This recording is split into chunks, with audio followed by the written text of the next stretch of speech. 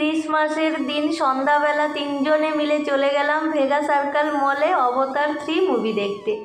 অবতার মুভির 1-2 পার্টটা দেখেছি, আমার কাছে বেশ ভালো লেগেছে। বিশেষ করে এই মুভির গ্রাফিকগুলো, সিনারিগুলো দেখতে খুব ভালো লাগে, মানে চোখে লেগে থাকার মতো আর কি। আর বাচ্চাদের কাছে তো ভালো লাগবেই, সেটা তো বলারই নয়। তো এই প্রথমবার আইনক্সে মুভি দেখার অভিজ্ঞতা। এদিকে ছেলের স্কুলে শীতের ছুটি পড়ে গেছে, আর আজকে যেহেতু ক্রিসমাস তাই কর্তামশাইয়ের ছুটি, তাই দুজনে মিলে ঠিক করলাম চলো ভেগা সার্কেল মল থেকে ঘুরে আসি। আর সে বলল যে ভেগা সার্কেল মলে অবতার 3 মুভিটা লাগিয়েছে, চলো দেখে আসি। তো ভাবলাম চলো, এইদিকে ঘোরাও হয়ে যাবে মল, আর হচ্ছে মুভিটাও দেখা হয়ে যাবে। যদি মুভিটা না দেখতে পারি তাহলে মলটা ঘুরে চলে আসবো, কারণ ক্রিসমাসের সময় তো মলটা খুব সুন্দরভাবে মানে সাজানো হয় প্রত্যেক বছরই। তো সেটা করেই আসবো। মুভি দেখার আসার সময় তো মনে কত রকম চিন্তা ভাবনা, যে তোজোকে নিয়ে দেখতে দিবে কি দিবে না। তো টিকিট কাটার পরে দেখলাম না, তোজোকে নিয়ে দেখতে দেবে।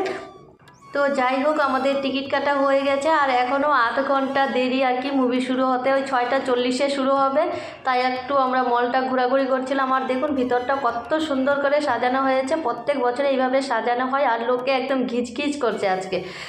তো আমরা এই যে আধ ঘন্টা সময় ঘুরে এবার চলে এসেছি আইনক্সের সামনে, আর আমাদেরকে এই যে চশমাও দিয়ে দেওয়া হয়েছে। আর আমি এদিকে তোজোর বাবাকে জিজ্ঞেস করছিলাম চশমাগুলো কি আবার দিতে হবে নাকি নাকি নিয়ে চলে যাবো বাড়ি। বলে না আরে বোকা, চশমাগুলো আবার জমা দিতে হবে। তো মুভিটা কিন্তু বেশ ভালো ছিল, আমার কাছে তো খুবই ভালো লেগেছে।